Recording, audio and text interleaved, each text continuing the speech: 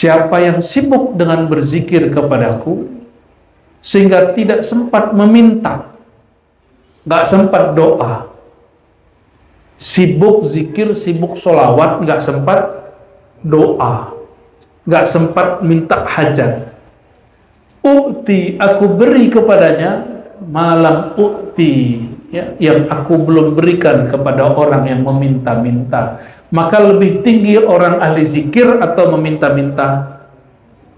Lebih tinggi orang bersolawat atau yang berdoa meminta-minta? Kalau orang berdoa, sering yang muncul nafsunya. Maka Nabi mengatakan doa paling tinggi bukan engkau menyebutkan hajat. Doa tertinggi ketika engkau bersyukur, alhamdulillah, afdalud doa, alhamdulillah. Berarti doa paling tinggi bukan nyebutin hajat, tapi mengenal Allah tempat meminta hajat.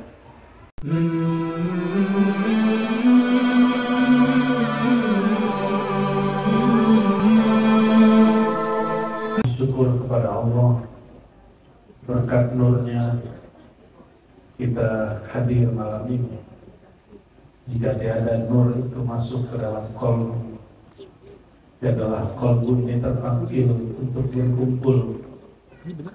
Saya lihat ada yang jauh tadi, ada yang dari Lasem, dari Kudus, dari Semarang, dari Jogja.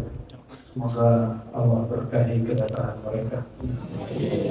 Dan ya, dan keluarga, yang mertia, para santri yang khidmat, semoga Allah dan kita semua diistiqomahkan sampai mati. Amin.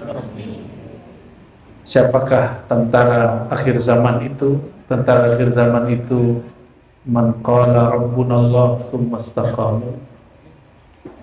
Orang yang mengatakan Rabb kami Allah, lalu mereka berusaha untuk istiqomah, tidak memastikan dirinya pasti orang baik, tapi dia selalu berusaha menjadi orang baik.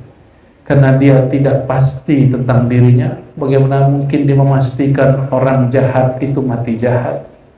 Bagaimana mungkin dia menuduh pemaksiat mati maksiat? Oleh karena itu, ciri-ciri tentara akhir zaman itu, ini yang disebut oleh Sayyidina Nabi SAW, ruhama'u bainahum. Ruhama'u bainahum itu pecahan dari nama Rasulullah SAW, rahmatan lil alamin. Maka mereka itu menebar kasih sayang sesama mereka. Yang dijamin tidak berdosa itu cuma para nabi, para rasul. Selain nabi berdosa. Namun para nabi merasa berdosa meskipun mereka tidak punya dosa. Dan sebaliknya, ciri-ciri musuh-musuh Allah sampai nanti akhir zaman, bahkan mulai ini, merasa dirinya tidak berdosa, memastikan dirinya kelompoknya paling benar. Ya. Ini hati-hati, ini mulai muncul orang-orang yang memastikan kelompoknya paling benar, manhaj ajarannya paling sahih, paling keren. Kita berhati-hati untuk hal seperti ini, karena itu bagian daripada ya, al-ujub wal kibr, ya. Dan itu si penyakit qalbu, ya. Semoga salawat dan salam senantiasa tercurah kepada Sayyidina Muhammad SAW. Beliaulah al-fatih lima ughliq, pembuka hati yang tertutup, pembuka alam semesta. Alam tadi tidak ada, Allah buka dengan nur Sayyidina Muhammad al-Fatih lima ughliq. Karena Allah membuka dengannya, Allah pun akan tutup dengan orang yang manismuhu ismu Muhammadin, dengan pewaris yang nanti juga akan menebar nur Sayyidina Muhammad sallallahu alaihi wasallam. Bayangkan kalau ibu-ibu, bapak ini punya kunci rumah, berarti pemilik rumah, bukan? Benar. Yang punya kunci mobil, pemilik mobil atau tukang parkir? Yang mana? Kalau Pak Kiai ini, kami ini sama-sama muda, cuma beliau lebih tua dikit mukanya. Iya. Kalau beliau ini punya kunci mobil, kunci rumah, berarti yang punya rumah siapa? Apa kata Sayyidina Muhammad SAW? Biyadi mafatihul jannah. Pegang ini malam ini, ya. Biyadi, di tangankulah kepemilikan hak akses masuk sorga, kunci sorga. Bukan hanya miftah, kiai. Mafatih. Apa arti mafatih? Kunci-kunci. Kenapa? Karena pintu sorga itu samania, ada 8 itu pintu besar. Itu pintunya menandakan kelas orang yang masuk. Ini orang ahli apa ini? Maka ada 8 derajat. Ya, itu yang disebut dalam syair tadi, dalam sholawat tadi. Ya Rafi asyani wad daraji, ya Rasulullah, salamun alaik. Gimana tadi? Ya Rasulullah, salamun alaik, ya Rafi asyani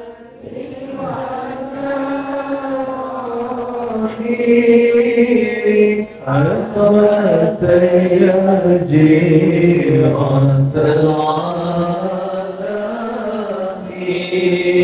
يا مهين الجود nanti nggak usah menyinggung yang ini apa kelompoknya Kiai Iman karena sini banyak. Kita nggak ada urusan sama mereka, urusan kita banyak. Ya, yang penting mahabbah. Ya. Ya Rafi'a sya'ni, wahai yang tinggi halnya, keadaannya, wadaraji, dan derajatnya. Ya, derajat tertinggi di surga itu milik yang punya surga. Yang dikasih kepemilikan surga, yang dikasih kunci surga, dan itu Sayyidina Muhammad sallallahu alaihi wasallam. Ya.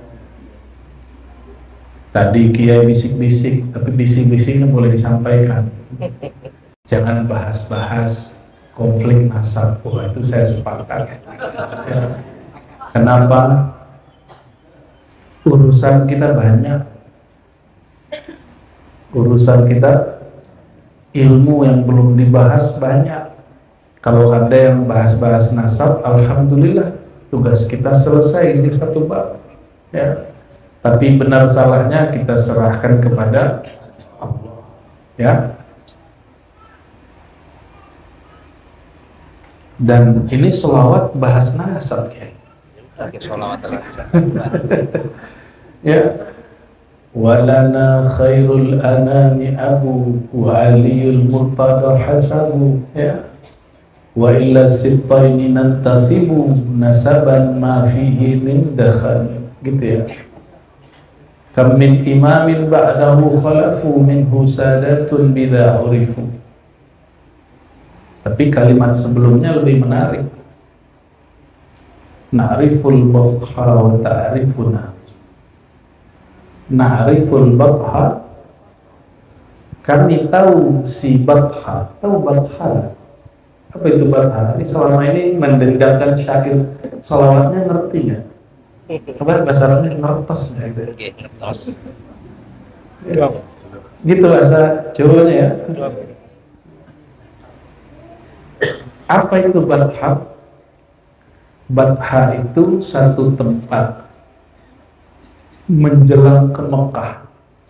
Nabi Muhammad SAW kalau berangkat dari Madinah mau ke Mekah, nggak jauh dari situ ada satu tempat namanya apa kata Al-Imam Dibai, na'riful batha wa ta'rifuna.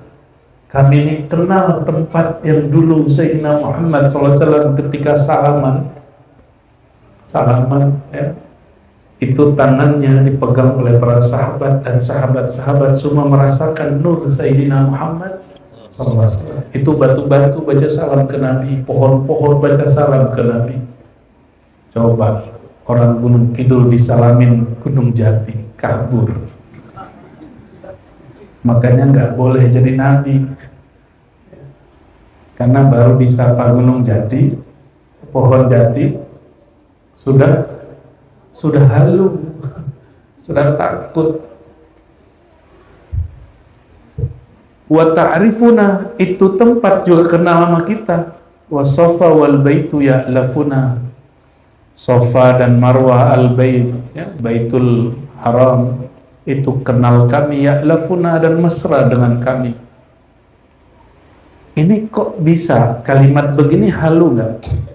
Kami kenal dengan Batha, satu tempat, dan dia juga kenal kepada kami.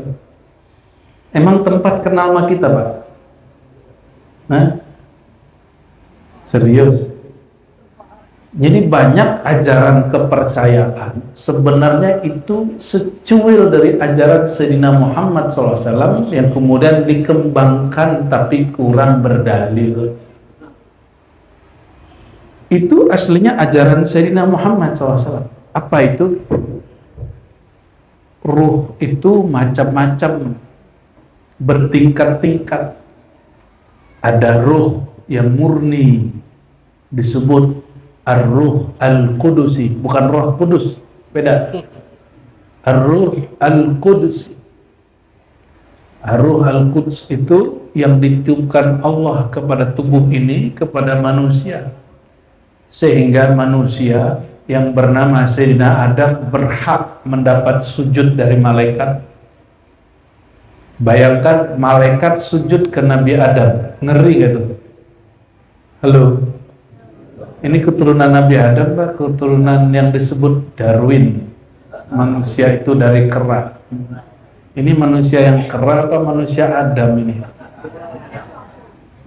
Adam ya? Yakin. Yakin. Hakul yakin. Lagi rame hakul yakin.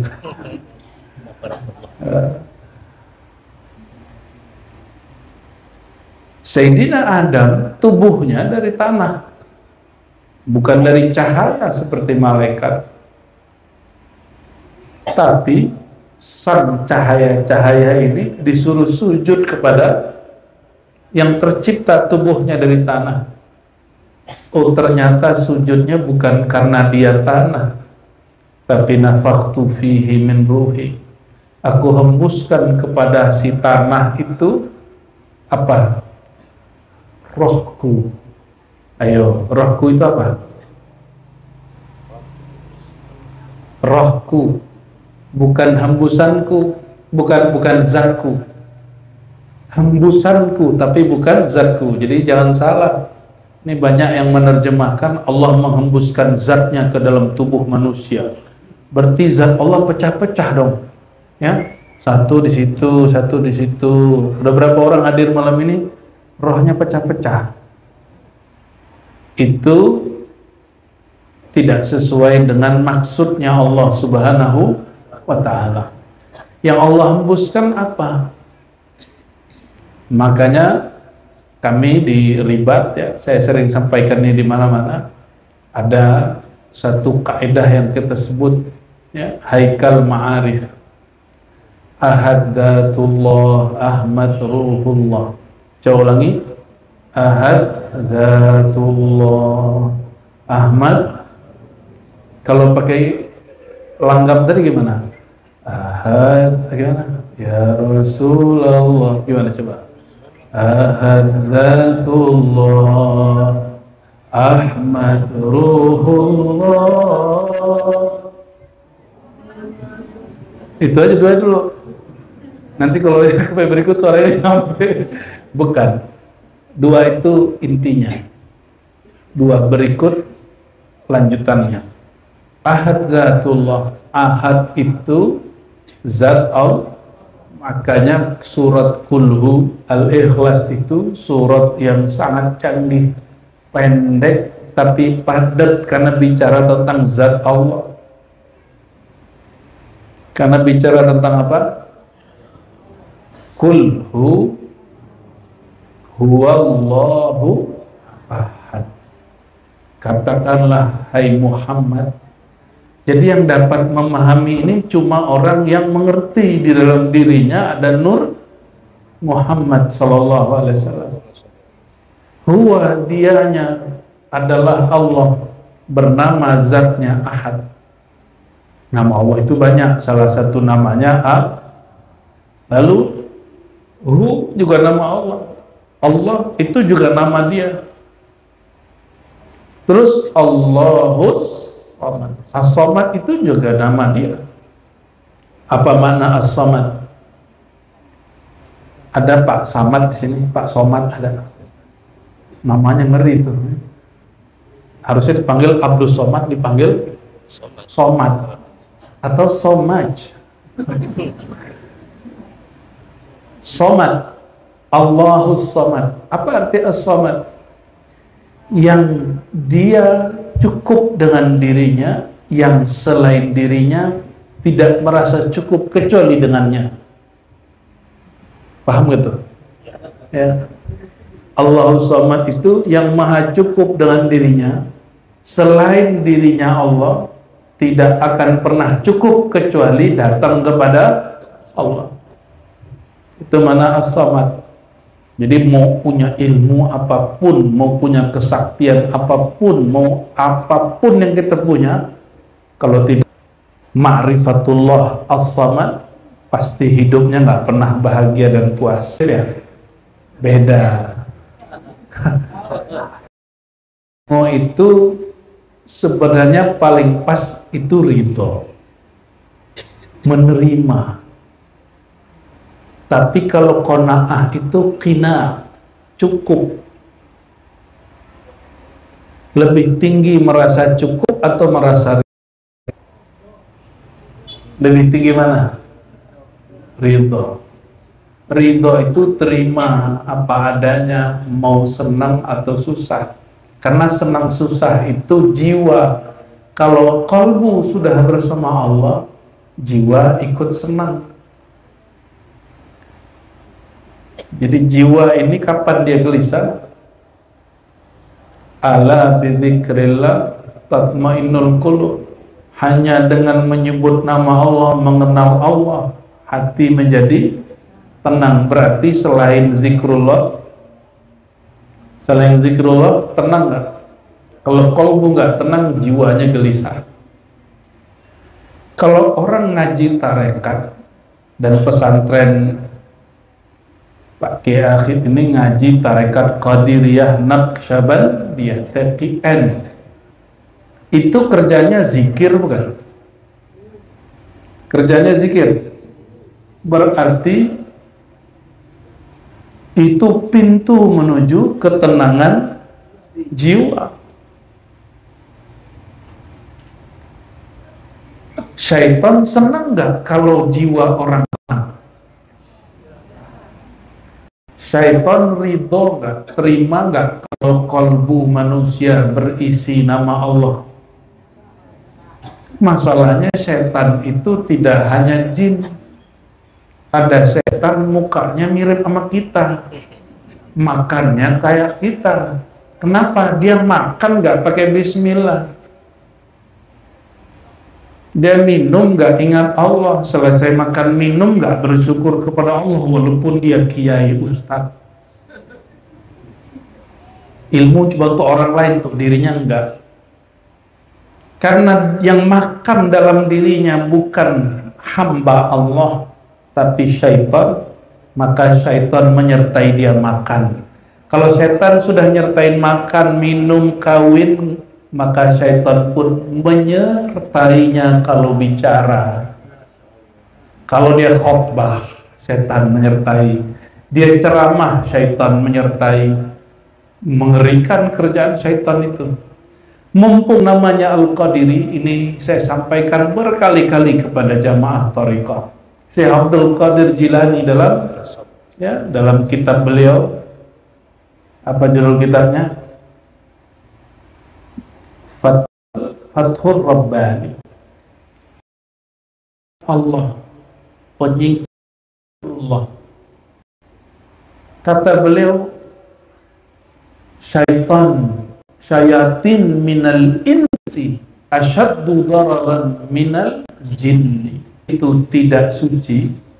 Quran suci tidak? Benar Mas. Salawat suci nggak? Suci. Apa kata Allah kalau nyuruh kita baca Quran? Qara'tal Quran fasta'iz billah minasyaitonir. Jangan makan, minum, bicara, kawin, nikah, usaha kerja, engkau baca Quran pun mesti berlindung kepada Allah dari syaitan yang rajim. Jadi baca Quran itu bisa dibaca, jadi syaitan bisa baca Quran lewat tubuh manusia, tapi dia sendiri ngeri. Syaitan tuh ngerti Quran loh, jangan salah. Satu kali Sayyidina Abu Hurairah diperintahkan jaga lumbung gandum. Barangkali sering diceritakan di sini. Ketangkap ada yang maling. Ini Abu Hurairah sakti, coba tangkap orang. Itu orang bukan manusia, itu syaitan iblis. Lalu bertubuh manusia. Dia ambil tubuh nggak tahu, dia jadi manusia. Apa kata dia? Abu Hurairah, lepaskan aku ajarkan kamu suatu ilmu. Bacalah ayat kursi, kamu tidak diganggu oleh syaitan. Abu Hurairah belum tahu kalau itu syaitan. Karena perhatiin, setan lawan sahabat Nabi, yang ketangkap siapa? Yang kalah siapa? Setan. Berarti sahabat Nabi ini sakti mandraguna nggak? Oh, sakti. Untuk lepas, dia buka rahasia. Maka laporlah esok hari Sayyidina Abu Hurairah radhiyallahu ta'ala anhu. Ya Rasulullah, malam tadi aku menangkap tiga kali menangkap selama 3 malam. Lalu di malam ketiga, ketika aku hendak lapor kepada engkau, ternyata iblis itu takut jumpa Nabi Sallallahu Alaihi Wasallam. Dengar nama Nabi jadi lari. Nah ini berarti nih mas-mas ahli salawat ente itu bisa bikin kabur iblis. Kalau setan bisa sembunyi di pembuluh darah, tapi kalau iblis pasti kabur. Pasti kabur. Iblis gak suka nama Sayyidina Muhammad Sallallahu Alaihi Wasallam. Lalu kata Sayyidina Ibrahim, ya Rasulullah, aku lepaskan dia karena dia mengatakan ingin mengajarkan satu rahasia yang ditakuti oleh syaitan. Apa itu? Ayat kursi. Apa jawaban Sayyidina Muhammad SAW? Dia benar, wahuwa kazub. Dia kali ini benar, sadaqa wa huwa kazub. Dia kali ini benar, padahal dia itu kazub. Kazub itu faul, paling pendusta. Jadi ya mubalaghahnya, tidak selalu pembohong itu bohong, benar nggak? Koruptor itu tiap hari korupsi nggak? Enggak. Penyebar fitnah tiap hari nyebar fitnah? Tidak. Ada kalanya dia jujur. Ini kali itu jujur itu syaitan. Asbab Abu Hurairah itu ngaji ke Rasulullah SAW hanya 3,5 tahun, tapi langsung jadi wali kutub. Kenapa? Karena jumpa dengan Sayyidina Muhammad Sallallahu Alaihi Wasallam. Itulah makna tuba liman ra'ani wa amana bi. Beruntung orang yang pandang aku. Aku Muhammad Rasulullah, bukan Muhammad bin Abdullah semata.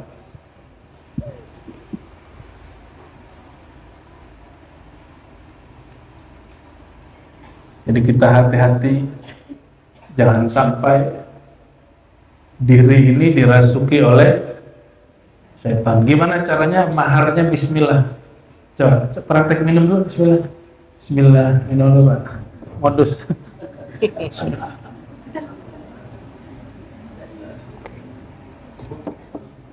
Dauh Imam Ghazali. Imam Ghazali itu karyanya favorit dari gurunya beliau dan gurunya saya juga, Kiai Haji Ahmad Halwani. Itu karya-karya beliau, Ihya Ulumuddin, dan semuanya itu favorit beliau. Kata Imam Ghazali, bagusnya orang makan minum tiap nyuap baca bismillah. Santri salah paham, tiap makan bismillah, bismillah, bismillah. Bukan itu maksud Imam Ghazali. Maksud Imam Ghazali, tiap engkau menyuap, tiap engkau meneguk air, ingatlah Allah. Ingatlah Allah.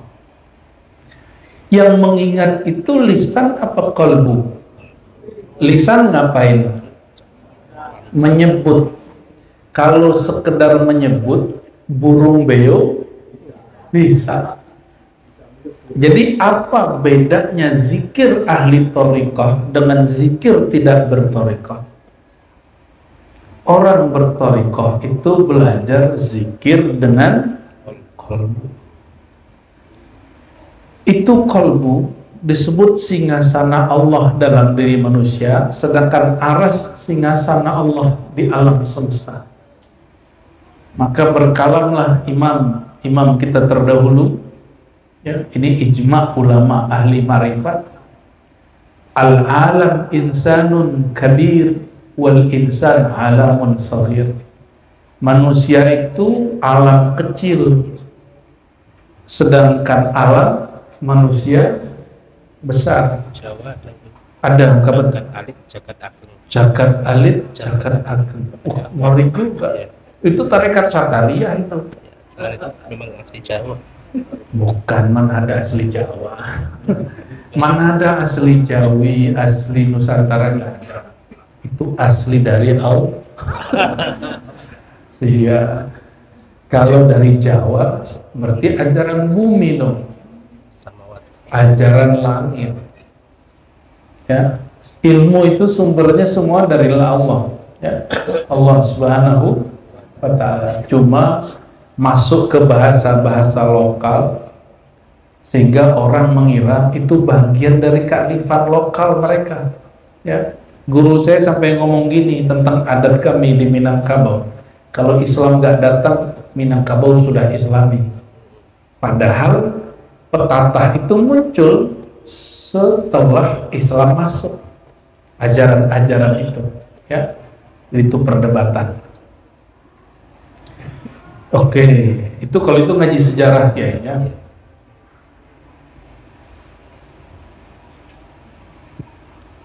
Lalu dikatakan di sini di sholawat yang dibaca tadi, kam imamin ba'dahu khalafu. Setelah Sayyidina Ali, lalu Hasan Hussein, betapa banyak para imam, ya, dari zuriat mereka khalafu, menggantikan. Wa bihadzal wasfi qad wusifu. Dan dengan sifat inilah mereka disifatkan min qarmid dahri wa zaman. Lalu disebut sini mislu Zainal Abidin Ali wa ibnihil Bakir khairi wali. Kenapa Ali bin Husain disebut Zainal Abidin? Tahu nggak Mas? Yang sholawat nih, gimana bacanya? Mislu Zainal Abidin itu ya. Kenapa Ali bin Husain bin Ali disebut Zainal? Sehingga menjadi nama favorit di Jawa, betul nggak? Ya, betul. Tapi berubah jadi Mas Zainal, bukan Zainal lagi. Zainal. Zainal ya. Ali bin Husain itu boleh dikatakan satu-satunya zuriat Sayyidina Husain ya, yang dapat direkap dalam sejarah hadis dan ulama-ulama ahli sanad. Saya nggak bahas nasab ya. Sayyidina Ali Zainal Abidin ini kalau keluar rumah itu langsung diserbu tangan dan kakinya untuk diambil berkahnya. Jika beliau sholat di masjid, sholat Jumat, itu khalifah nggak dipandang orang. Orang yang dipandang orang siapa? Imam Ali, belum bergelar Ali bin Husain bin Ali, belum ada gelar Zainal Abidin. Akhirnya gubernur di Irak melarang Ali bin Husain ini sholat Jumat. Inilah zuriat Nabi pertama yang dilarang sholat Jumat. Ada hikmahnya juga. Di zaman itu Bani Umayyah setiap kali khutbah keluarga Sayyidina Ali dan zuriatnya pasti dilaknat. Digantilah dengan kalimat innallaha ya'murukum bil adli wa ihsan. Ada kalimat sebelumnya juga ada kalimatnya. Tuh tadinya enggak laknatullah ala Ali gitu. Dulu kalimatnya apa? Laknatullah terhadap Ali. Jadi yang mempolitisasi mimbar suci itu pertama kali adalah Bani Umayyah. Tapi bukan Sayyidina Muawiyah. Anaknya Yazid bin Muawiyah. Itu anaknya yang paling ngeri. Yazid bin Muawiyah. Dia nggak berani melawan Husain. Maka dia perintahkan Ibn Ziyad. Ibn Ziyad kirim panglima, dialah yang memenggal Sayyidina Husain, pisah kepala dan badannya. Tapi ketika Nabi SAW masih hidup di dalam safar, beliau mengatakan, aku mencium darah segar Husain. Sayyidina Husainnya belum meninggal, tapi sudah tercium oleh Sayyidina Muhammad SAW. Seakan Allah kasih tahu, ini loh akhir salah satu zuriatmu wahai Rasulullah. Coba bayangin Pak, kenapa ada kelompok yang namanya Syiah? Syiah ini perasaan itu dijadikan akidah. Ini Syiah Rafidhah namanya. Tidak semua Syiah ya. Kalau ada keluarga kita diganggu, kita dendam nggak? Dendam nggak? Bener. Dendamnya dijadikan iman. Ini masalah kelompok Rafidhah. Kalau cuma mentafdil, melebih-lebihkan Sayyidina Ali, ahli hadis banyak begitu. Ahlu sunnah ada begitu. Imam Daruqutni, Imam Tabari mengatakan Ali afdal min Utsman. Itu biasa. Dan dia tidak keluar dari ahlus sunnah. Karena ilmu tentang sahabat mana yang paling mulia itu buatan ulama, bukan dari Nabi Muhammad SAW. Lebih mulia Abu Bakar apa Umar? Abu Bakar. Nah, itu doktrin ahlu sunnah yang paling resmi. Abu Bakar, Umar, Utsman, Ali. Betul gitu ya? Tapi di Maroko ada Sidi Ahmad Al-Ghumari mengatakan bukan Ali, bukan Umar, bukan Utsman, bukan Abu Bakar. Yang lebih mulia itu putrinya. Tuh aneh nggak? Nggak aneh, alhamdulillah. Kiai sih nggak aneh. Coba santrinya pasti aneh. Kata Sidi Ahmad, apa kata dia? Afdalun nas ba'da Sayyidina Muhammad SAW Fatimah Az-Zahra. Dan dia bukan Syiah, dia Ahlus Sun. Manusia paling afdal setelah baginda itu Fatimah, Sayyidah Fatimah. Kita jarang dengar ya. Yang kita tahu selama ini kajian setelah Nabi yang paling afdal Abu Bakar, Umar, Utsman, Ali. Tapi di Baghdad sampai abad ke-5 dan ke-6 Hijriah itu orang Baghdad. Tahu Baghdad nggak Bu?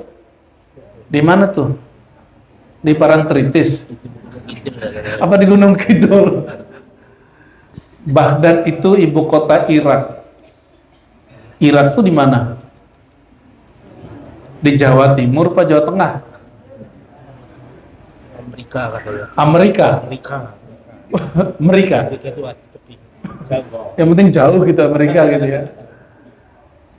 Itu di Timur Tengah, bukan di Mekah, itu bukan. Itu di timurnya Mekah, ada namanya negeri Irak. Kota namanya kota Baghdad. Di masjid lagi rame antara ahlus sunnah dan ahli Syiah. Masing-masing punya argumen bahwa Imam Ali, kelompok Syiah, mengatakan lebih mulia dari semua sahabat, sedangkan ahlus sunnah Abu Bakar lebih mulia dari. Ahlus sunnah pun pecah jadi 3 ya. Syiah 1, siapa yang lebih mulia, Abu Bakar, Umar, Utsman. Ada satu yang nonjol, Utsman gitu. Kenapa? Utsman bininya 2 dan dua-duanya putri Rasulullah Sallallahu Alaihi Wasallam. Loh, ada urusan apa? Urusan perbinian. Urusan perbinian jadi lebih mulia. Datanglah seorang imam namanya Abul Faraji Abdurrahman ya, Ibnul Jauzi, bukan Ibnu Qayyim al-Jauziyah. Ibnul, apa kata beliau? Kalian repot-repot amat ya. Afdalun nas ba'da nabiyina Muhammad sallallahu alaihi wasallam man kana imra'atuhu tahtahu.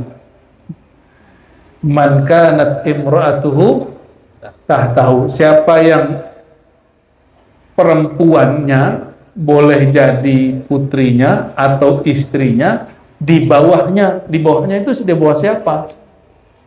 Di bawah Nabi Muhammad. Di bawah itu maksudnya pasangannya. Siapa yang putrinya atau anaknya atau pasangannya tahtahu, di bawahnya gitu. Coba cek, Abu Bakar putrinya siapa? Aisyah. Aisyah istri dari siapa? Oke, gadis. Sayyidah Hafsah binti Umar, itu suaminya siapa? Hafsah. Itu istri Rasulullah SAW, tapi janda. Utsman menikah dengan siapa? Ruqayyah. Terus Ummu Kulsum. Itu 2 putri ini anak siapa? Sayyidina Ali menikah sama siapa? Fatimah. Abu Bakar putrinya, istrinya Nabi, tahtahu. Itu bahasa Arabnya. Umar putrinya tahtahu, di bawah Nabi. Utsman putrinya Nabi, tahtahu, di bawahnya Utsman. Ali putrinya Nabi, keturunannya Nabi. Akhirnya orang yang di debat itu, ini maksud bahasa Arabnya apa? Orang bingung sama kalimat, karena orang Gunung Kidul, orang Arab aja bingung. Man kanat imra'atuhu tahtahu. Saya aja 2 hari baru ngerti bacaan itu. Pertama baca 2005, hari saya nggak ngerti. Baru ngerti pas belakangan ya. Baik. Akhirnya Sayyidina Ali Zainal Abidin, nama awalnya Ali bin Husain, tidak boleh keluar masjid, karena setiap keluar masjid, keluar rumah ya, nggak boleh pergi ke masjid, nggak boleh kemana-mana, karena kalau keluar orang cium tangan, badannya, kakinya semua. Itu kalau Ali bin Husain melamar perempuan gak ada yang nolak. Kalau bapak ini pas kayaknya ada yang nolak ini. Ya. Kalau Sayyidina Ali bin Husain bin Ali, cucu dari Sayyidina Ali, ngelamar, itu nggak perlu ngelamar, orang datang nawarin, wahai cucu baginda, ini putriku, mohon diterima nikahi, gitu, pengen dapat bibit. Tapi beliau sibuk ngapain? Di rumahnya yarka wa yasjud wa yusabbih wa yazkurullaha dzikran katsiran, sehingga disebutkan sujud dan rukuknya setiap hari 1000 rakaat. Ada yang bisa sholat 1000 rakaat. Kalau 2 berarti 500 kali sholat. 500 salam. Ada yang pernah coba? Itu yang terhitung, yang tidak terhitung kita nggak tahu. Maka diberi gelarlah beliau oleh para ulama Zainal Abidin. Tapi guru saya bilang itu bukan gelar dari ulama, gelar dari langit. Wallahu a'lam. Ya. Maka yang punya gelar, punya nama Zainal Abidin, punya beban berat itu. Mesti punya sholat 500. Oh, ada caranya. Tahu nggak caranya? Pergi umroh. Sekali sholat sama dengan 100.000 terus balik. Ya. Wabnihi al-Baqir, ya. Lalu anaknya Muhammad al-Baqir sebaik-baik wali, dan setelahnya Ja'far Shadiq, al-Imam As-Shadiq al-Hafali. Kenapa saya sebutkan ini? Karena silsilah tadi saya dengar Kiai nyebut sanad, ya. Kullu sanadin inqata'a illa sanadi. Semua silsilah ilmu, silsilah zikir, silsilah mazhab, tarekat pasti rungkat. Rungkat tuh judul lagu tuh. Ya. Entek-entekan gitu ya.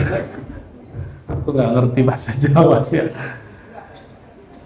Jadi semua nasab sanad silsilah ilmu akan hancur binasa punah kecuali sanadi yang bersanad kepada aku. Maka coba perhatiin semua imam mazhab. Coba imam mazhab ada berapa yang masyhur? 4. Satu siapa? Syafi'i nomor 3. Pertama dulu Abu Hanifah Hanafi, kedua Maliki, ketiga baru Syafi'i, yang terakhir Hanbali itu Ahmad bin Hanbal. Abu Hanifah itu orang cerdas, siapapun debat sama dia kalah. Itu Abu Hanifah mengatakan, kalau aku tidak jumpa dengan ahlul bait bernama Ja'far Shadiq, tentulah aku binasa. Jadi orang sombong, sok pinter. Jadi ini mohon maaf nih, nyokolain anak di sekolah-sekolah yang pintar debat, itu wajib anaknya ditemuin dengan ahli kolbu. Kenapa? Kalau nggak tersongong. Betapa banyak santri keluar pesantren sombong-sombong karena dilatih nyari-nyari kelemahan dalil orang. Namanya bahsul masail. Memperkuat dalil kita, memperlemah dalil orang. Saking seringnya berbahsul masail, akhirnya nggak tahu adabnya, bahwa bahsul masail itu ada tempatnya, ada waktunya. Nggak semua tempat, nggak semua saat. Akhirnya semua orang dicari kesalahannya, padahal masih sesama ahlus sunnah. Itu Abu Hanifah kalau nggak jumpa dengan Ja'far Shadiq, maka dia jadi kiai tukang cari aib orang. Ada nggak kiai yang begitu? Amin. Ada. Semoga nggak ada. Semoga nggak. Imam aja ada, apalagi cuma kiai. Abu Hanifah punya kawan namanya Hamad bin Salamah. Hamad, ya. Bukan Hamad bin Salamah kalau yang ini, ya. Ya. Dia punya kawan Hamad, udah lama nggak jumpa. Ini kiai. Hamad ini diadu domba oleh murid Abu Hanifah. Kata murid Abu Hanifah, "Oi Hamad, Abu Hanifah sudah berfatwa dengan fatwa yang aneh." Jadi yang adu domba kiai siapa? Santri. Kalau kiainya bukan ahlullah, maka diadu domba mau. Pernah ngeliat kiai debatnya? Sesama kiai cari kesalahan? Di YouTube lagi rame. Di YouTube lagi rame, Pak. Ya, apalagi rame-rame nasab ya. Lagi rame nasib. Beda nasib. Dia terkenal, yang ini nggak terkenal gitu.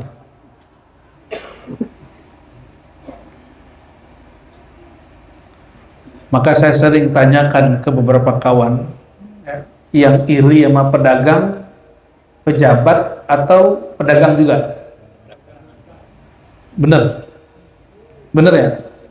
Yang iri sama wakil rakyat, anggota DPRD, itu anggota DPRD atau anggota pemain sepak bola? Ya. Yang iri sama politisi, politisi. Yang iri sama kiai siapa? Kiai. Ngeri nggak? Mengerikan. Ya. Kalau dulu kiai itu kata orang wali, tapi wali kan ada dua, wali setan, ada wali Allah. Dari dulu, ya. Dari dulu itu ada wali ketiga katanya, wali daya. Ini ajaran sesat kiai. Abu Hanifah kalau nggak berguru kepada Ja'far Shadiq, dia mengatakan aku pasti binasa rusak. Imam Malik juga begitu. Imam Syafi'i berguru ke murid-murid beliau. Imam Ahmad bin Hanbali juga berguru ke murid-muridnya. Itu fikih Syafi'i yang kita pakai. Kalau dalam thariqah, coba cek thariqat Qadiriyah itu ke atasnya ke Sayyidina Ja'far Shadiq. Wah, ini Syiah, bukan. Ahlul Bait zuriat Nabi itu nggak ada urusannya dengan Sunni Syiah. Ahlul Bait itu sanad orang Sunni, Ahlus Sunnah, orang Syiah memang memperebutkan beliau-beliau ini. Maka Ahlus Sunnah punya silsilah kepada Imam Ja'far, orang Syiah juga punya silsilah kepada Imam Ja'far. Jangan gegabah mengatakan kalau bersanad bersilsilah kepada Ja'far berarti Syiah. Enggak begitu. Karena kami dapat riwayat Sayyidina Ja'far mengusir orang Rafidah, kelompok pemuja Ahlul Bait yang berlebihan. Tarekat Naqsyabandi, kan Qadiriyah wan Naqsyabandi itu kepada Sayyidina Ja'far. Tapi Ja'far itu tahukah Bapak Ibu? Dia punya ibunya cucu dari Abu Bakar Siddiq. Ja'far bin Muhammad Al-Baqir. Muhammad Al-Baqir itu punya istri. Istri itu namanya Fatimah juga. Fatimah ya, binti Qasim bin Muhammad bin Abi Bakar. Berarti nih hati-hati nih kalau ada yang Syiah suka menghujat Abu Bakar.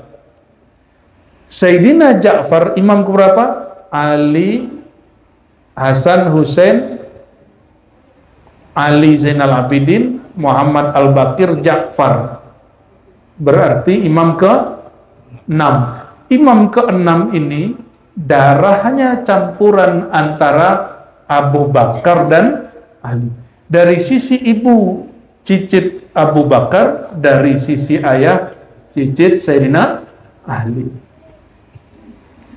Tapi kenapa tarekat Naqsyabandi lebih sering menggunakan sanad silsilah kepada Abu Bakar? Itu pinter-pinter politik tarekat. Di zaman itu Abbasiyah, mereka benci dengan Sadah Alawiyah, maka mereka menyebutkan sanad Sadah Siddiqiyah. Abu Bakar As-Siddiq. Apa beda zikir Qadiri Naqsyabandi? Kalau Qadiriyah ini zikirnya pakai hentakan, la ilaha illallah gitu ya. Tapi tidak sekedar hentakan lisan. Yang dihentakkan kemana? Ke dalam kalbu. Ini kabar gembira. Sayyidina Muhammad SAW mengatakan ini kabar gembira untuk orang yang mengamalkan thariqah. Karena zikir seperti ini hanya ada di thariqah. Saya sudah belajar macam-macam mazhab dan aliran, Hanya orang thariqah yang amalin ini. Apa kata Sayyidina Muhammad SAW? Man qala la ilaha illallah, ya, min qalbihi aw lisani. Ya. Siapa yang mengatakan la ilaha illallah dari kalbunya atau jiwanya, haramahullahu 'alan nar, haramahullahu 'alan niran. Allah haramkan dirinya, jasadnya dari api neraka.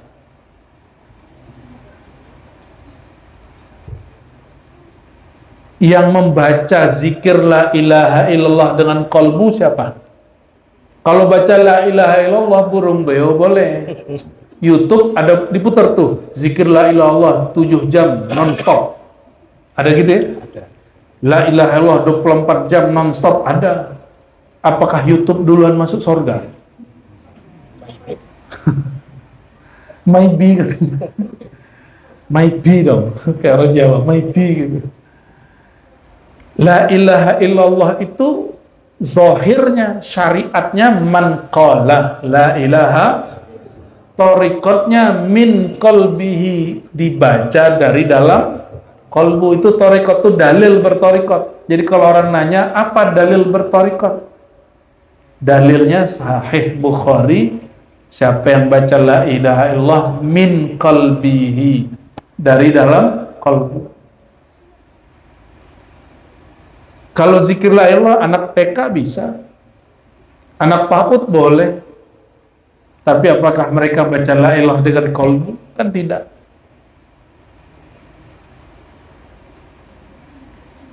Kalau orang talqin zikir, dia diajar mulai dari lisan, dibawakan ke badan, dibawakan ke pikiran, lalu dihunjam ke dalam. Makanya dari pusar ke ubun-ubun ke bahu kanan gitu caranya itu sebenarnya cara mengkondisikan diri. Dalam ilmu psikologi dan kedokteran disebut conditioning, mengkondisikan diri supaya siap menyebut nama Allah. Begitu nggak zikir di sini? Ya. La ilaha illallah. Bukan gerak kepala yang penting. Yang penting gerak kalbunya. Oh, Nabi nggak pernah zikir dari pusar ke ubun-ubun ke bahu kanan. Nabi nggak perlu begitu, karena Nabi sudah bersama Allah. Jadi kapan ini Bapak Ibu nggak perlu pakai mejam mata, ditarik napas, dibaca dari titik di bawah pusar gitu ya, dibawa ke ubun-ubun ke bahu kanan. Kapan itu nggak perlu? Kalau sudah bersama yang punya nama. Udah begitu belum? Belum toh? Belum, karena belum, cobainlah. Coba. Ya. Coba aja. Oh, jangan dicoba nanti melanggar wilayah saya. Melanggar wilayahnya Mbah Ahmad Halwani gitu. Nah, itu nanti latihan saja zikir di sini ya. Jadi ada caranya nanti itu. Itu nggak boleh diobral. Mesti betul-betul muridnya minta. Kami dengan hati paling dalam minta gitu. Baru dikasih. Mesti kalbunya siap. Kalau nggak mikir-mikir, lo kok zikir kepalanya gini. Coba tanya sama orang yang zikir begitu, dia nggak sadar kepalanya ngangguk-ngangguk la ilaha illallah gitu, nggak sadar loh.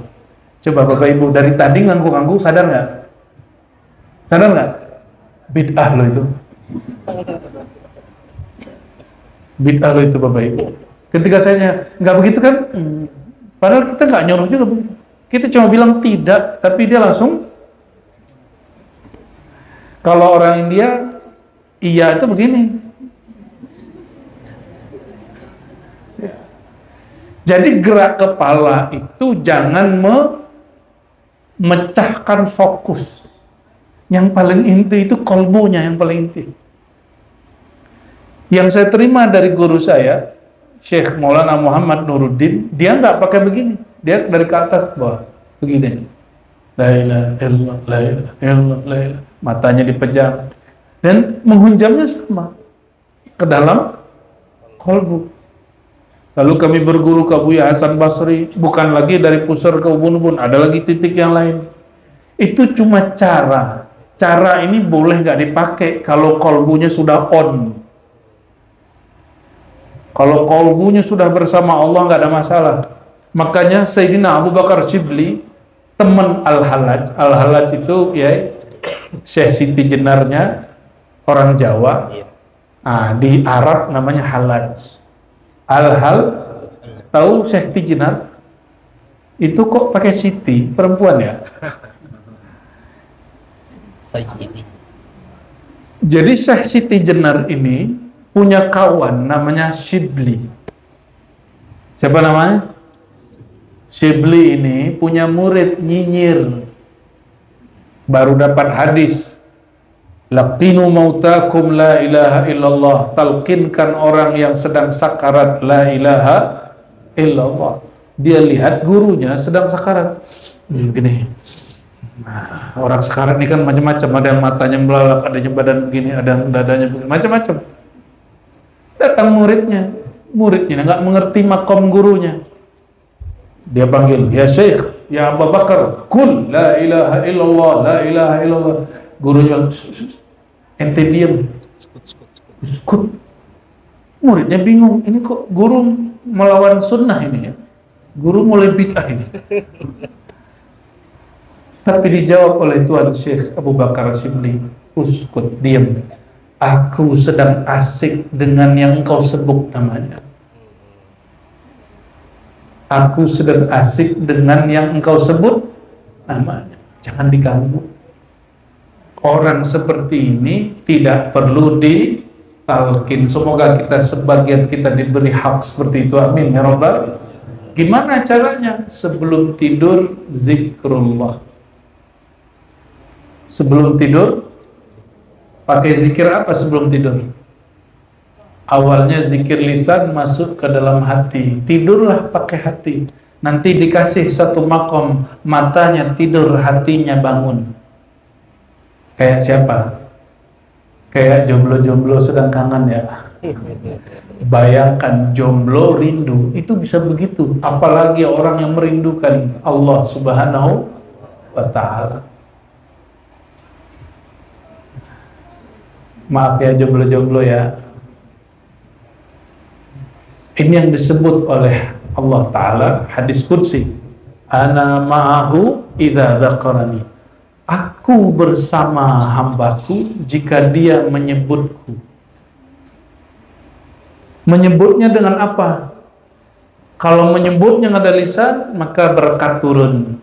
Kalau nyebutnya dengan kolbu, tenang turun. Kalau nyebutnya pakai sir, ilmu turun. Jadi cara nyebut itu ngaruh. Nah, saya tutup dengan satu hadis ya. Hadisnya agak panjang. Bisa jadi sepanjang barusan. Hadisnya mungkin sudah pernah dengar, tapi penjelasannya insya Allah ada yang baru.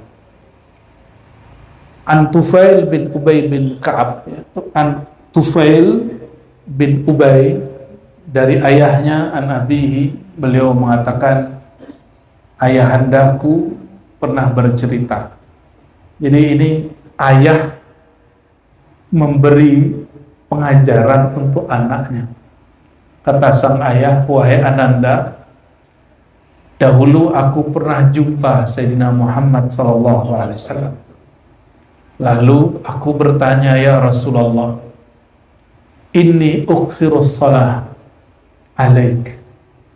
Aku ini termasuk orang yang wirid salawatnya banyak. Fakam aj'al laka min salati. Kira-kira kalau aku zikir salawat, salawatku untuk engkau porsinya berapa? Ayo, Bapak Ibu, ini salawatnya untuk Rasulullah berapa setiap hari? Berapa? Minimal 5 kali gitu ya. Setiap tasyahud berarti 10 kali dong? Iya. Lumayan pelit. Masa kita ini sekali aja dikasih hadiah orang, terima kasihnya berkali-kali. Rasulullah SAW itu ngasih kita tiap detik, tiap nafas itu ada berkah dari Sayyidina Muhammad SAW. Cuma karena nggak kenal sumbernya, kita nggak berterima kasih kepada beliau. Maka Sayyidina Ubay bin Ka'ab bertanya, ya Rasulullah, berapa baiknya aku sholawat untukmu? Wiridku sebanyak apa untukmu, wahai baginda? Lalu dijawab oleh Nabi Muhammad SAW, ya mampumu berapa? Dijawab oleh Sayyidina Ubay, bagaimana jika seperempat dari sholawat wiridku untukmu, wahai Rasulullah? Lalu kata baginda SAW, oh itu bagus, tapi kalau lebih banyak itu lebih bagus. Nabi melihat Sayyidina Ubay ini hobi beramal, maka dipush, didorong terus naik, dimotivasi terus. Oh udah, kalau begitu 50%, kalau tadi seperempat 25%, kalau gitu 50%. Kata Nabi, oh itu keren, tapi ente sekelas kamu mesti lebih banyak. Maka dikatakan sulusain, 75% juga yang baginda. Itu bagus, tapi sekelas kamu lebih banyak dari itu lebih baik. Akhirnya dia mengatakan, baik wahai baginda, aj'al salati kullaha lak, aku jadikan semua wiridku salawat kepada engkau sallallahu alaihi wasallam. Kalau zikir, misalnya zikirnya 1000, seperempatnya berapa? 200. Kalau setengahnya, 2/3-nya, 70%-nya 750.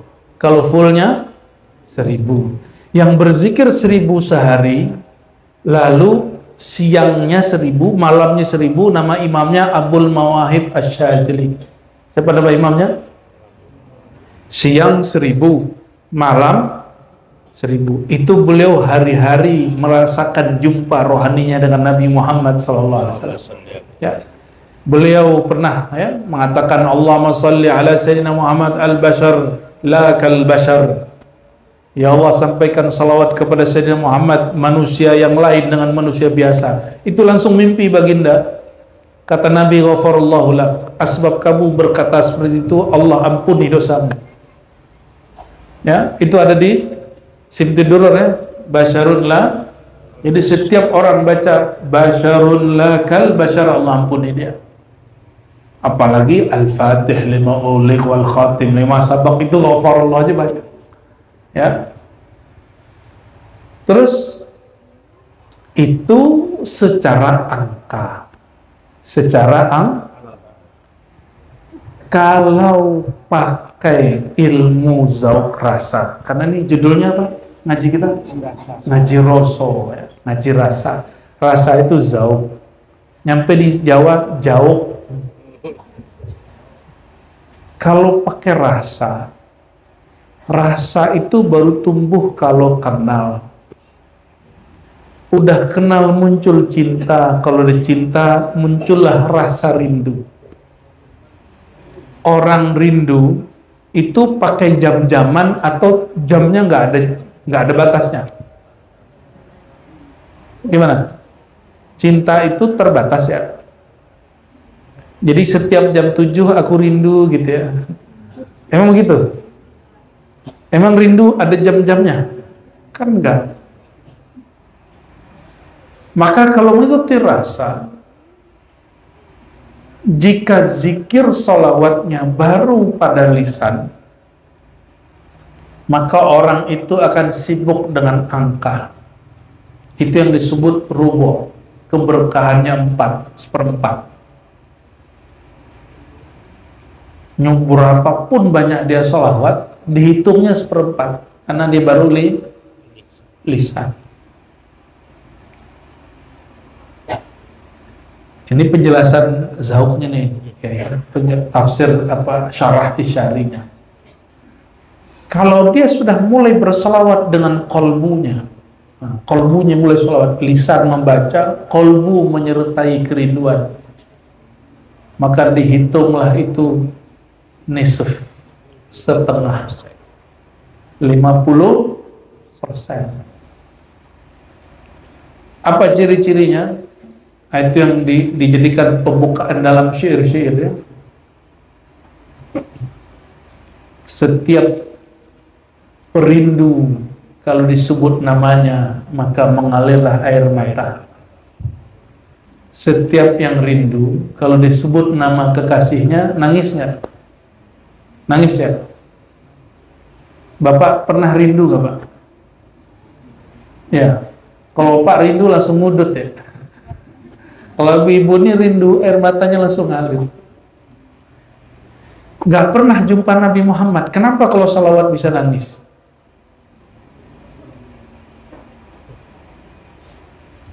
Kenapa? Gila. Orang gila ya.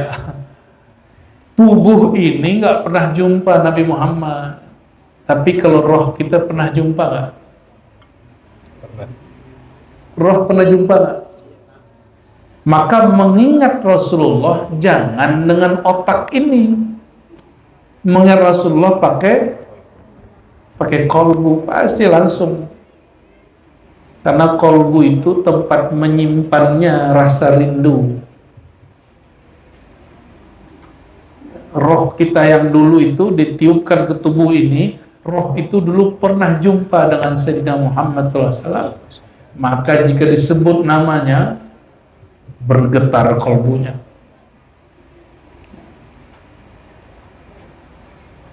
Jadi kalau orang menyebut bersolawat kepada Nabi dengan kolbu, itu walaupun dia baca sekali, itu sama dengan orang baca dengan lisan dibawa. Dihadir rasa rindu kepada Sayyidina Muhammad SAW itu sekali setara dengan sehari semalam dengan lisan, tapi kolbunya nggak ikut. Orang solawat nggak pakai kolbu, hanya diberkahi. Maka artis-artis itu ikhlas gak ikhlas diberkahi zahirnya, dompetnya nggak pernah kering. Ya, pasang di YouTube, ya, viewernya banyak, nanti dapat poin, dapat dolar dia. Karena dia mengharumkan Nabi Muhammad SAW dengan lisannya, dengan musiknya, dengan gendangnya, maka Allah akan berkahi dompet-dompetnya. Orang yang membaca nama Nabi Muhammad SAW dengan kerinduannya, Allah ruang kolbunya dengan nur. Bagikan nur yang Allah bagi ke dalam ruang-ruang kolbunya. Itu yang bikin muridnya kemudian nyaman kalau zikir, karena nggak dapat pembagian gratis. Senang nggak dikasih hadiah? Dan kita ini disebut Sayyidina Muhammad SAW ya, beliau mengatakan, Ana rahmatun muhdah, aku ini rahmat kasih sayang yang menjadi hadiah untuk kita. Seorang itu dia pembagi hadiah nur rahmat Sayyidina Muhammad Sallallahu Alaihi Wasallam, dibagi-bagi. Jadi yang dibagi mursyid-mursyid itu nur Nabi. Ilmu zikir ini, la ilaha illallah, itu lebih mulia dari langit dan bumi. Ini mohon maaf, yang punya mobil, punya motor, lebih mulia mobil, rumah, usaha, atau la ilaha illallah Muhammad Rasulullah? Bener? Mau nggak tukar sama saya? Ya, karena imannya kurang kuat. Bukan imannya kurang kuat, ma'rifatnya kurang tajam.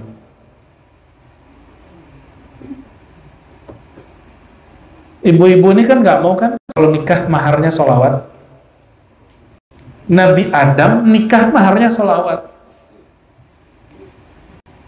Nggak mau kan? Maunya apa? Rupiah. Ya, seperangkat alat sholat dan kunci rumah gitu ya. Gitu ya. Kuncinya doang. Kuncinya doang.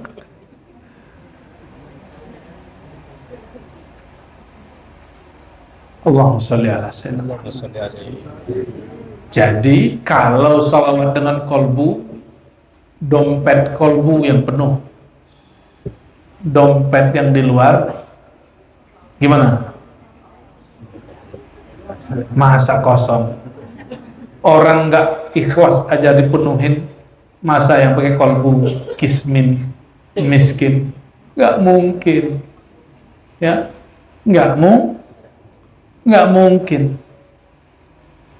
Jika orang sholawat dengan lisan, Allah kayakan zahirnya. Masa orang yang sholawat dengan kolbu, Allah miskinkan zahirnya? Pasti ngikut, cuma dia nggak kepikiran duit. Sholawat 400 supaya duitnya banyak, nggak begitu dia begitu. Sholawat 400 supaya usahanya lancar, nggak begitu. Karena sholawat itu lebih mulia dari surga. Bayangin coba, dari langit, dari bumi. Satu sholawat loh. Satu sholawat lebih mulia dari langit dan bumi, dari surga, semuanya. Kenapa? Di situ ada dua nama, Allahumma lalu sholli ala Muhammad sallallahu alaihi wasallam.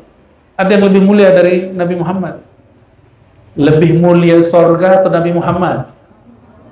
Benar. Kira-kira nih,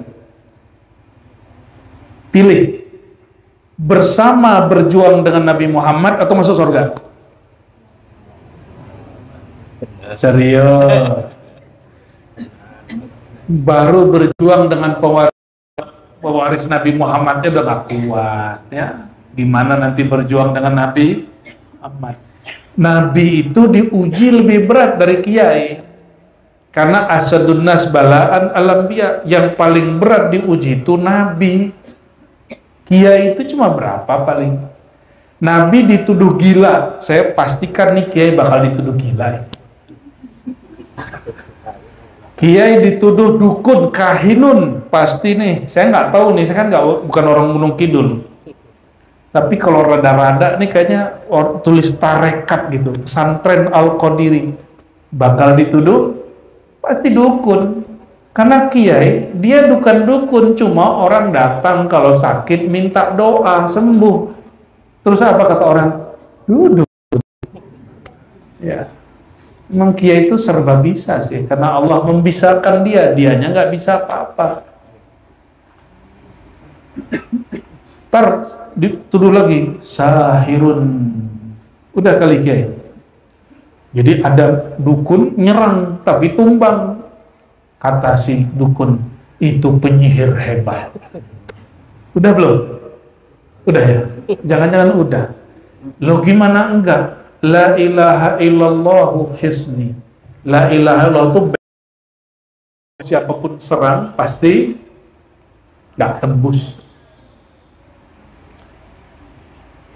Siapapun berlindung dengan la ilaha illallah pasti diamankan oleh Allah. Walaupun dia nggak sholat nih berarti. Walaupun dia nggak sholat, maka jangan heran ada dukun, ada anak-anak muda preman itu terparung di pasar, badannya nggak apa-apa. Kita tanya, loh, kamu kenapa badannya aman, yang lain hancur? Ternyata dia merem zikir la ilaha illallah lalu dipukul orang, tapi badannya nggak apa-apa. Itu bukan satu dua orang, kawan saya begitu. Tapi jangan dicobain Pak ya, tarik patok polar.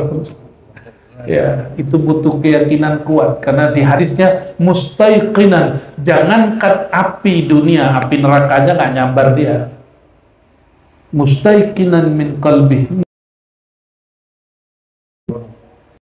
Tarekat itu latihan yakin. Sebagaimana kalau perlu sekolah nggak anak-anak nulis? Kalau mau menulis nama Allah di kolbu, perlu sekolah nggak? Perlu, sekolahnya namanya thariqah.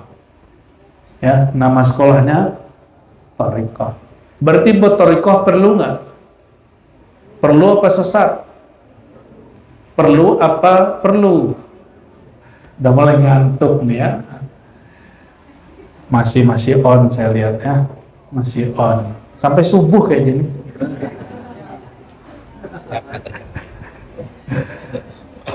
Terus di hadis itu dikatakan seperti 2/3. Habis itu terakhir baru, kalau begitu wahai baginda, aku salawat semuanya untukmu. Kalau sepertiga itu pakai yang disebut sir. Sir itu rahasia. Kolbu itu sudah rahasia. Kolbu ini dalamnya ada rahasia lagi disebut sir. Di situ Allah menurunkan ilham, menurunkan ilmu makrifat. Jadi makrifat itu nggak turun ke otak, turunnya ke dalam kolbu. Kalau ke otak bisa amnesia, bisa lupa. Kalau tidur hilang ilmunya. Tapi kalau masuk ke kolbu, setan takut walaupun dia sedang tidur. Karena kolbu tidak pernah yang tidur ini tidur. Maka orang kalau ilmunya cuma analisa, cuma hafalan, baca kitab nih, tapi hafalan kitab, lalu analisa kitab, siap-siap Anda nanti kalau pikun ilmunya hilang. Tapi kalau ilmunya turun ke kolbu, maka Nabi SAW mengatakan ciri-ciri khawarij, kelompok musuh Allah di akhir zaman, hafal Quran, sholatnya bagus secara zahir, tapi Qurannya, sholatnya nggak tembus sampai ke, jangankan kolbu, kerongkongan pun nggak tembus. Itu dalil wajib belajar kolbu kalau nggak mau menjadi musuh Allah di akhir zaman. Kelompok khawarij itu, ini ciri-cirinya, perhatikan. Tahqiru sholatuhum bisolatihim, meremehkan sholat kamu dibandingkan sholat mereka. Ini mohon maaf, saya sudah sering dengar orang meremehkan sholat orang thariqah. Apa itu sholatnya bid'ah gitu? Apa tuh zikir geleng-geleng kepala? Ngeremehin. Itu ciri-ciri khawarij, hati-hati. Kelompok khawarij itu yang yamruqu minal millah kama yamruqu sahmu, ya, keluar dari millah seperti keluarnya panah dari busurnya, ya, mengerikan, cepat keluarnya. Kabar buruknya di Indonesia hari ini mulai banyak, ya, walaupun kita pengajian ini rame, tapi orang begitu mulai rame, ya. Tadi saya nanya di awal, kira-kira setan seneng nggak kalau orang kenal Allah? Seneng nggak? Kira-kira setan seneng nggak kalau orang zikir la ilaha illallah Muhammad Rasulullah? Seneng nggak? Terus kalau ada yang nggak seneng, tapi dia bukan jin, gimana dong? Jangan-jangan apa? Syayatinul jinni wal insi. Kalau itu terjadi, cukup kita bertawus, jangan tuduh ente setan, jangan gitu. Ya, cukup bertawus, kita auzubillah minasyaitonir rajim. Dan ditutup hadisnya kata Nabi SAW ketika Ubay mengatakan, kalau begitu wahai baginda, aja'al sholati kullaha lak, aku jadikan semua wiridku semuanya bersolawat untukmu. Apa jawaban Nabi SAW? Karena Sayyidina Ubay sudah sampai maksudnya, maka Nabi beri manfaatnya. Jangan dibalik, ini banyak ustadz membalik. Manfaat dijadikan tujuan dijadikan tujuan ngaji kenal Allah, manfaatnya hati tenang. Manfaat sholawat mengenal Nabi Muhammad SAW, manfaatnya rezeki lancar. Jangan dibalik, sholawat supaya rezeki lancar, itu kebalik. Ya, zikir supaya badan kita dijaga Allah, bukan. Zikir itu supaya kenal Allah, nanti badannya dijaga Allah.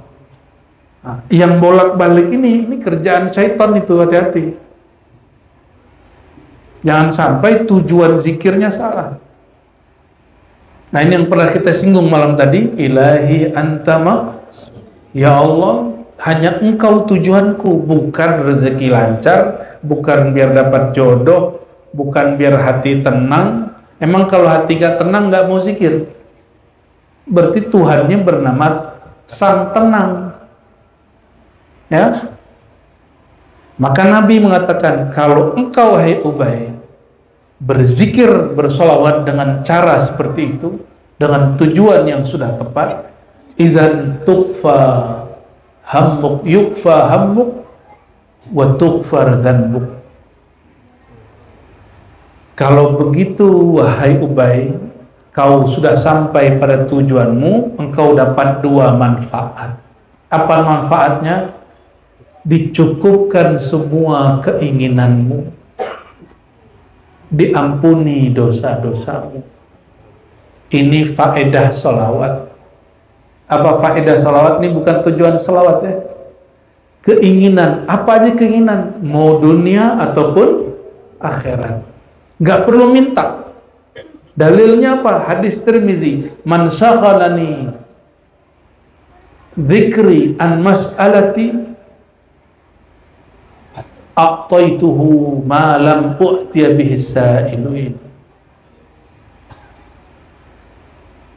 Siapa yang sibuk dengan berzikir kepadaku sehingga tidak sempat meminta, nggak sempat doa, sibuk zikir, sibuk solawat, nggak sempat doa, nggak sempat minta hajat, u'ti, aku beri kepadanya malam ukti, ya, yang aku belum berikan kepada orang yang meminta-minta. Maka lebih tinggi orang ahli zikir atau meminta-minta? Lebih tinggi orang bersolawat atau yang berdoa meminta-minta? Kalau orang berdoa, sering yang muncul nafsunya. Maka Nabi mengatakan doa paling tinggi bukan engkau menyebutkan hajat. Doa tertinggi ketika engkau bersyukur, alhamdulillah, afdalud doa, alhamdulillah. Berarti doa paling tinggi bukan nyebutin hajat, tapi mengenal Allah tempat meminta hajat. Coba dibalik, ya. Sekarang itu banyak orang menyebutkan hajatnya, tapi dia bingung mintanya ke siapa. Orang doa, dia doa, tapi siapa yang diminta bingung. Nah, jangan sampai begitu. Maka wajib belajar ma'rifatullah. Ya. Nah, berdasarkan ini, ya, Bapak Ibu, saudara-saudariku, semoga tujuan kita bersolawat, berzikir tambah jelas, yaitu mengenal Allah, mendekatkan diri kepada Allah, mendapat syafaat Rasulullah. Adapun manfaat dunia akhirat, ya, sembuh sehat, kerja lancar, rezeki banyak, itu hanyalah bunga bonus. Seandainya bonusnya diundur, zikirnya diundur nggak? Maka ciri-ciri munafik, jika dia diundur sejenak saja bonusnya, maka dia mulai ragu, syak kepada Allah Subhanahu wa ta'ala. Syak kepada Allah dimulai dengan syak kepada guru. Karena guru itu babullah qabla babin Nabi sallallahu alaihi wasallam, ya. Orang fana pada gurunya, itu awal dia fana pada Nabi. Orang fana pada Nabi, barulah dia kenal kepada Allah Subhanahu wa ta'ala.